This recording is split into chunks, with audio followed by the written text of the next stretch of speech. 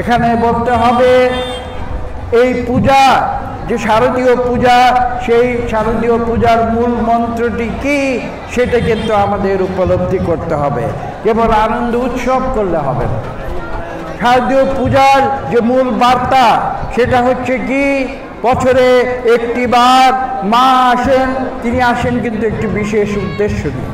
সেই উদ্দেশ্যটি কি, এই পৃথিবীতে বিগত 1 বছরে যে জঞ্জাল সৃষ্টি হয়েছে, যে পাপ সৃষ্টি হয়েছে, যে অন্যায় সৃষ্টি হয়েছে, তাকে দূর করে দেবার জন্যে মা পদার্পণ করেন পৃথিবীতে।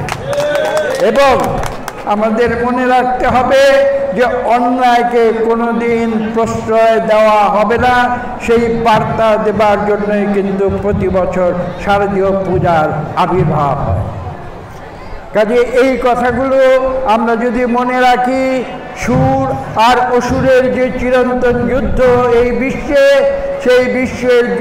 সেই চিরন্তন যুদ্ধে অসুরকে পরাজিত করতে হবে। এখানে যেটা সত্য, যেটা ন্যায়, যেটা সুর, তার প্রতিষ্ঠা বারবার করতে হবে। এই সংগ্রাম কিন্তু চিরন্তন সংগ্রাম। কথাগুলি বলছি এই কারণে যে আমরা আজকে থেকে 1 বছর আগে এই বাংলাদেশে আমরা অন্যায়কে দূর করে এদেশে আমরা গণতন্ত্র প্রতিষ্ঠার জন্য ছাত্র জনতা মিলে সংগ্রাম করেছিলাম।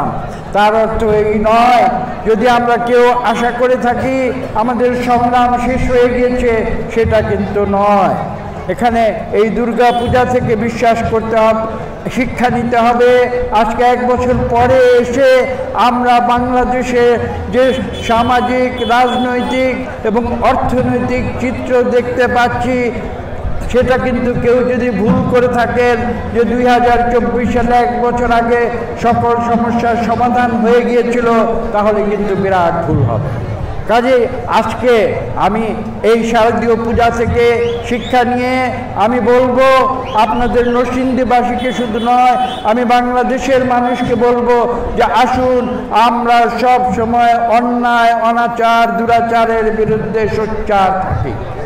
কেননা এগুলো বারবার ফিরে ফিরে এসে আমাদের সমাজে যারা সুশীল সমাজ রয়েছে, ভালো মানুষ রয়েছে, তাদের উপরে জুলুম করে থাকে। আজকে কিন্তু আমরা দেখছি 1 বছরের আগে বাংলাদেশের যে চিত্র ছিল, আজকে 1 বছর পরে বাংলাদেশের সেই চিত্র কিন্তু নাই।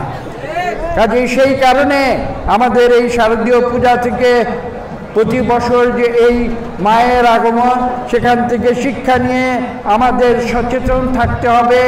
আমরা বাংলাদেশে কোনো অন্যায়কে প্রশ্রয় দেব না, অন্যায়কে আমরা প্রতিহত করব, দুর্নীতিকে প্রতিহত করব, জুলুম, অত্যাচার, নির্যাতনকে আমরা প্রতিহত করব এবং আমরা এই দেশে সত্যিকার ন্যায়ের শাসন এবং সুশীল সমাজের শাসন আমরা পুনঃপ্রতিষ্ঠিত করব।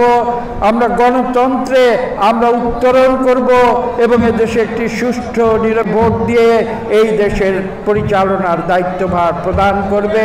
সেই শিক্ষা আজকে আমরা শারদীয় পূজা থেকে আমরা গ্রহণ করি। এই প্রত্যাশা রেখে সকলকে ধন্যবাদ।